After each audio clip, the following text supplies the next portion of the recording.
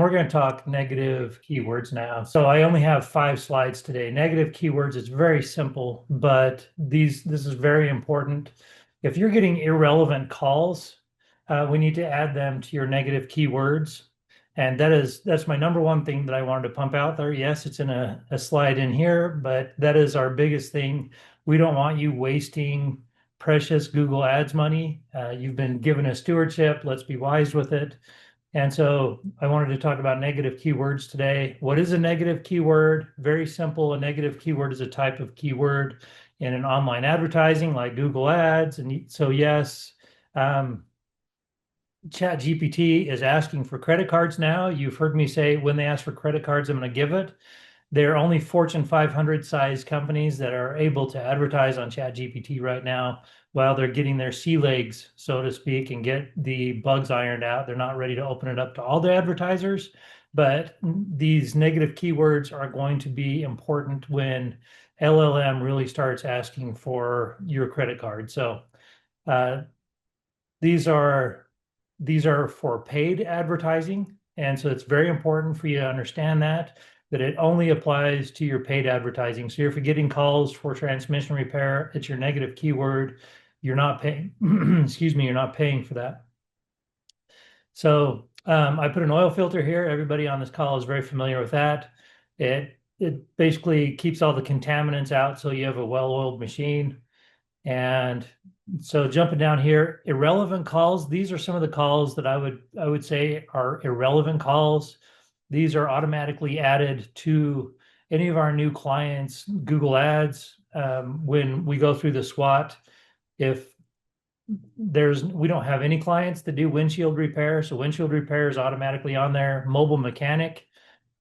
We probably 90% of our clients do not offer mobile mechanic services or towing, and so we put that on there. You could also just pop towing on there as well, because most of you don't offer towing. You don't want to come up for that. Number one, it's an expensive keyword, and if you don't offer it, then you're just paying for something that you don't offer, and people are just going to call a tow company anyway. You don't need to be getting leads for tow companies. You want to be in the next. And so I've heard strategically people saying, no, I want to be on towing because those people have a broken vehicle. That is correct, but most of our shops have a difficult time converting those calls if they don't offer towing services. Tire repair or used tires. I've seen tire repair come out really well as far as an ROI on it. I wouldn't pay more than $10 for that lead, but it is something that I would pay for because we see a lot of our clients selling a new set of tires on a tire repair, or they are able to get anything that's torn, worn, or frayed while they're looking at that thing, and then it has a tire repair, and then they end up upselling it. So it's a good lead, but it's not as great a lead as maybe a water pump replacement or something like that. So used tires, even for people that sell used tires, I wouldn't pay more than $10 for that lead. If you do sell them, if you do not sell them, for sure that needs to be a negative keyword. State inspection, that's a hot topic. If you're getting state inspection calls and you don't offer those, please let your rep know that you don't offer that and that you don't want that lead.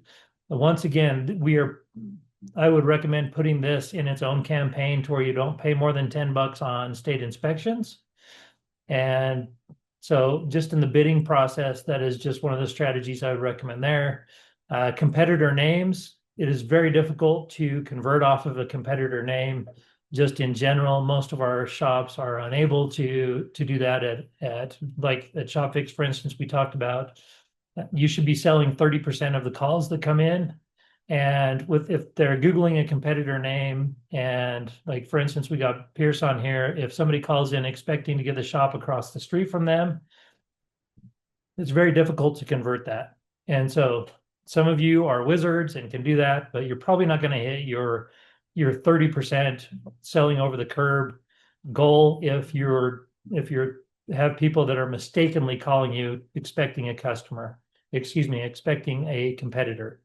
Auto parts, we pull that off as well. Yes, they do have a broken vehicle, but no, it's probably not your ideal client if they're looking for auto parts. And so these are just some of the irrelevant calls that we do. if you're getting more and more frequent calls for whether it be a big box store like a Costco or Sam's Club, those types of things, we can go in and add them as negative keywords. But in the end, uh, we I'm just going to come down here and talk about where some of these other calls do come from, because I want to come back to that other one that I was just talking about. Proximity. This is for CK Motors, for instance. Um, you want to add these keywords for outside your service area, and I wouldn't do like every city in the US, obvious, but if you just get too many calls from someone that's 15 minutes away, you're just getting too many calls from that area and they don't convert. You need to add them to your negative keywords. And this one particular, Brampton, does not convert well for CK. They'll come in, they get their cheap oil change, they don't buy anything. That is a trend with this particular city. And so we added that particular city as a negative keyword because we want higher converting clients. And so if you have a particular city, if I was in the Los Angeles area, East LA, I would add as a city Compton, Pomona, these I'm just putting this out there because people recognize those names. But if you have a city that you have a difficult time converting when they come in for your irresistible offer, we want to pop that on your negative keywords. That's something that not a lot of people are paying attention to, because you have to be paying attention to your counter in order to notice that trend. But if you have a trailer park community, I would recommend putting them on your negative keywords. That can be a neighborhood. You can put neighborhoods as negative keywords. That is something that not a lot of people know. That's one of the that's the power in listening to this, is that you can know what to add. But neighborhoods, if you have a certain neighborhood that is drug ridden, that kind of fun stuff, you don't want that. Go ahead and add that neighborhood as a keyword. And sometimes it will help a little bit. It won't be your silver bullet for it, but it will help a little bit. There are other words like cheap. If you want to get cheap oil change out of there, then you can add that. Let our guys do that, because you can inadvertently add oil change as a negative keyword. You don't want that. But the word cheap, we add that to your negative keywords. So I did want to bring that up as well. It didn't make it on my list, but that's another big one. And so when we're talking proximity, those are the main keys there. Okay, will I still get irrelevant calls? Yes, you will, because you're ranking organically for some of this. And say you don't want to pay for state inspections. If it's on your website that you do state inspections, you're still going to get those calls. And if you have somebody that refers you for other services, you're still going to get referral calls. You're still out there organically. And if somebody just goes on and types organically and it's just not a big pull, and other advertisers are not advertising for that, you still might come up in a search. But if it's on a negative keyword, you're not going to come up in that search. But organically, you will, because you're not paying for it. Does that make sense, everyone? Okay, you're just not paying for it, but you're still coming up in those results. And so there was one other topic that I wanted to cover here with irrelevant calls. If you're seeing a trend with a certain buyer demographic that comes in, and like I was talking about with CK here, they have this demographic that will come in, they get their irresistible oil change or transmission flush, whatever it may be. They only come in off your coupon. They never buy anything else. Please give me a call and we'll talk through it. There are ways of getting around that we have come up with. But with your negative keywords, you should 100% be able to block out some of that, because there are trends with those certain demographics and words that they are searching for. And I wanted to bring up one last thing. Whenever you launch a new campaign, and even if you have your negative keywords set up campaign wide, okay, so I'm just going to go ahead and share this. Let's see. Okay, so this one is a newer client that we have.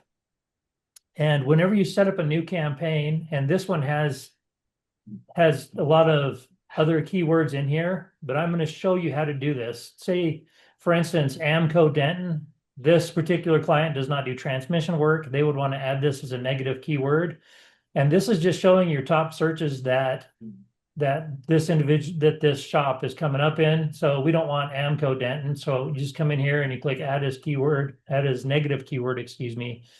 And you can choose right here if you want it campaign or if you want it in your ad group or you just want it on your general keyword list. This is the one that I would recommend for competitors and especially things that you don't do. You want that on your general keyword list, but your ad group, you can be very specific.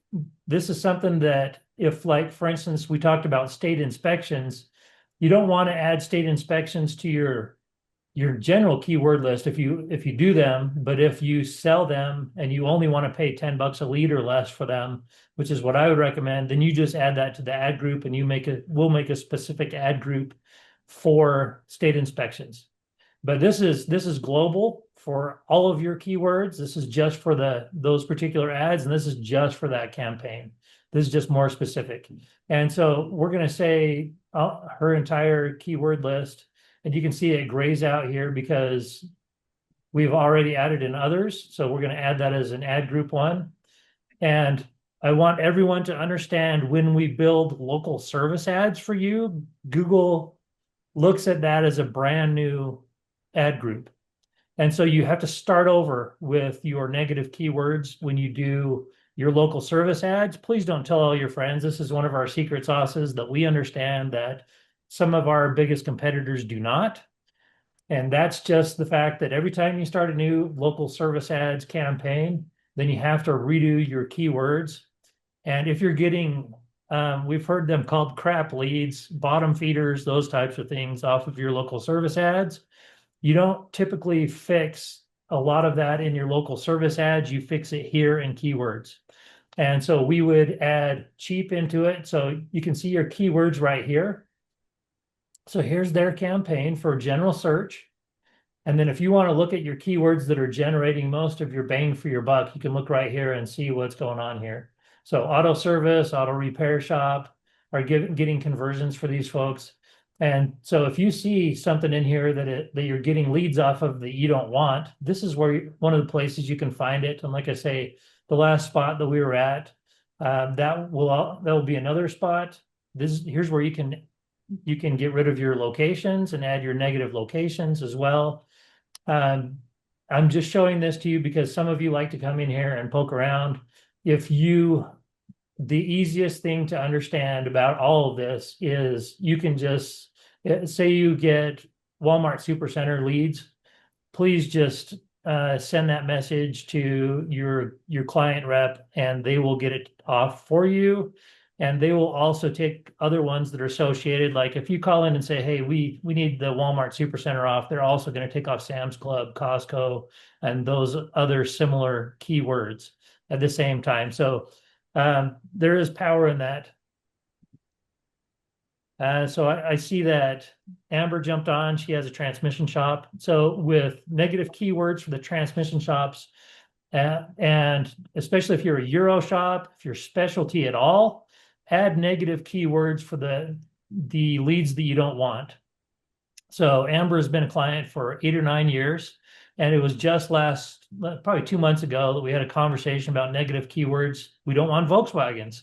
And so we added Volkswagens to that because they don't rebuild Volkswagen transmissions. If there are certain brands that you don't want calls off of, if you don't want a 1990 Jaguar coming in, then let's add Jaguar to your negative key list and keyword list. But anything that you don't work on, please build a list and send it over to your client rep. We'll get those added as negative keywords so that you don't have to pay for those. And the biggest trend that I want everyone to see here is that this comes through feedback from your front counter. If your service advisors are not reporting that they're getting trends or calls that are bad calls, especially in Amber's world, those calls are expensive because they're very specialized. And so if we're getting say one call a day that doesn't apply, then that's big money at the end of the month that they've spent because you have an irrelevant call every day. That's 20 calls, 20 business days. And so we have to have feedback from our front counter or from our service writers if we're getting calls that they don't want to take. We only want calls that they want to take. And so if you're getting especially trends of them, please report them immediately. If you're just getting obnoxious calls, please let us know, and we'll just ensure that you're not paying for them.